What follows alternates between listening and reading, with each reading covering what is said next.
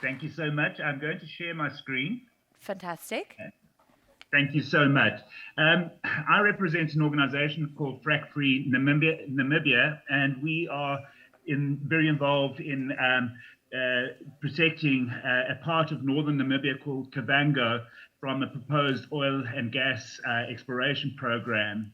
So just to kick off straight away, let me move to the next slide.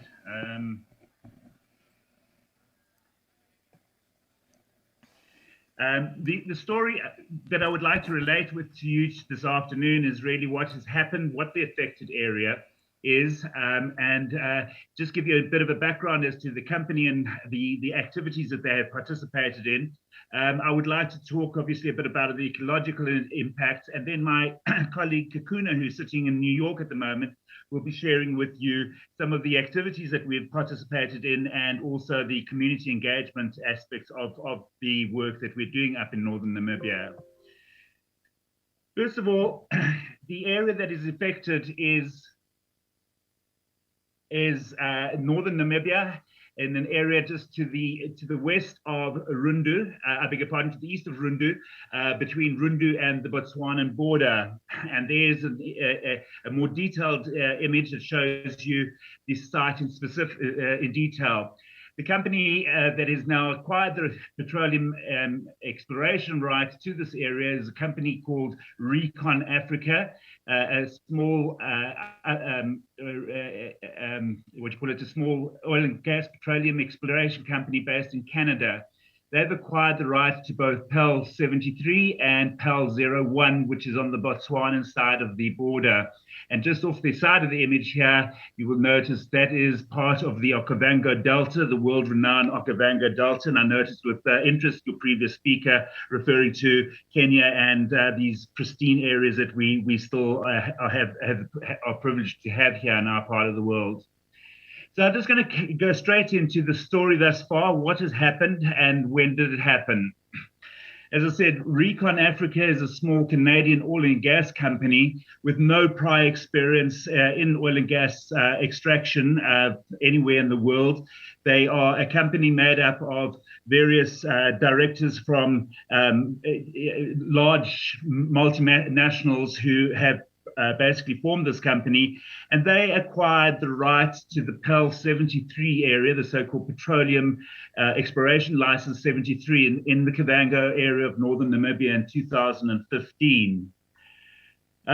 In terms of national legislation in Namibia, they went ahead and completed an environmental impact assessment to drill 2 so-called stratigraphic wells, and the EIA was completed in 2019. However, it was during the COVID times last year, in August last year, that Namibian people and people generally around the world actually became aware of this issue. Nobody up till that time had actually been made aware of the actual intention of drilling and exploring for oil and gas in this pristine part of the world. And then subsequently, earlier this year, they finished off their so-called 2D seismic survey, covering an area of 450 kilometers of area, roads and pathways, and in some cases through the virgin bush in northern Namibia. And the big question that has really come to the fore throughout all of this is that Recon Africa initially, when they put out the investor briefs during 2019, 2020, indicated that they were seeking unconventional oil and gas. In other words, the tight oil and gas requires fracking. Once the public outcry began and people like myself got involved in this process, the Recon Africa have now stated that they are only going for so-called conventional oil and gas, as if that's going to be a softer blow to the environment. But we have to be very aware that they have now changed the tune, saying that they were going to frack. However, they are now indicating that fracking is off the cards.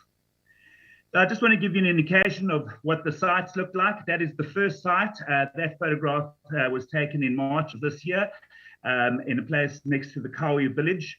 And after completing that hole in April, they moved across to the so-called Mbambi site, which is about 18 kilometers from their first image, where they now completed their second so-called stratigraphic well.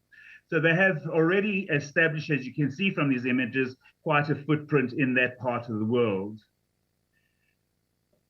Acting with impunity, I just want to illustrate the mindset and also some of the issues that have really become very, very important to us to resolve.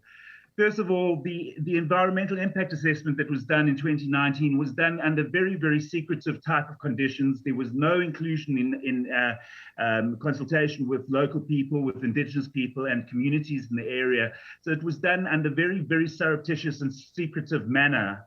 And also the EIA has been done in a very piecemeal manner. So in other words, we can't get an overall vision idea of the total impact of the project. What they do is they release it in little pieces, and all you see is the footprint of that particular activity. And we have also, as I said, had no direct consultation with the affected communities. And in fact, the documents that have been made available are all written in English, where we have to bear in mind that these are not the first languages of the people who live in the area and the people who are going to be most impacted by these activities.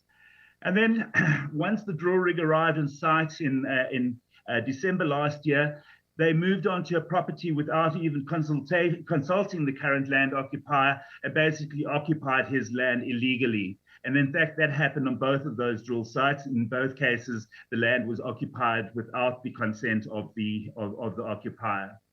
And then more disturbing, well, I shouldn't say more disturbing, but equally disturbing, is the fact that Recon Africa then went on to do this work, which is a very, very water-dependent, thirsty operation, and proceeded to work without any water use permits, which is totally contrary to the Namibian legislation. Only subsequently, about 3 months ago, did they actually admit that they didn't have a water use license, and then put it down to a misunderstanding, which we can't live with misunderstandings. This is a big oil company, and that's not acceptable. And then, as just you saw in the previous images, they constructed these drilling fluid holding ponds adjacent to each of the drill sites, and neither of those drilling ponds were lined with an impervious lining system. This is contrary to industry best practice, and certainly is contrary to any legislation out of North America. So in other words, the toxic materials that were hosted in those ponds had the ability to leach into the ground. And what we now find very, very recently is that the liquid waste has now evaporated or probably seeped into the ground.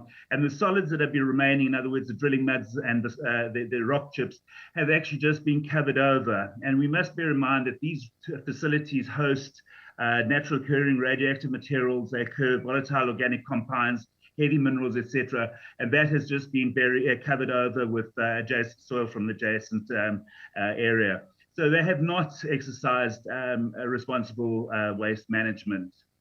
And so we must look at the issues, environmental issues. Namibia is the driest country south of sub-Saharan Africa. It's a water deficit country, and this is one of the few areas of Namibia that actually has surplus water. There's the Kavango River that flows into the Okavango Delta, and obviously groundwater resources. So the potential for groundwater pollution or over extraction of groundwater from the site is absolute and extreme. We obviously, with an industry like oil and gas development, you develop an industrialization of the land. So we're dealing with an area now that is really subject to rural farming, subsistence farming in many cases, and also Jan, some. We have actually approached the end of your slot. If you would like to quickly maybe finish up. I am done now. Fantastic. We talk of habitat fragmentation, the dispersal of water and pollutants, and just to crown it all, this area falls totally within the so-called CASA, the Kavango Zambezi Transfrontier Conservation Area. And I hand over to Kakuna. I'm so sorry, Jan. Well, your 10 minutes are over. Oh my goodness. Yeah. So we are going to have to move on to our next company. Okay, I understand. No problem. Thank you so much for the opportunity. Thank you, Jan.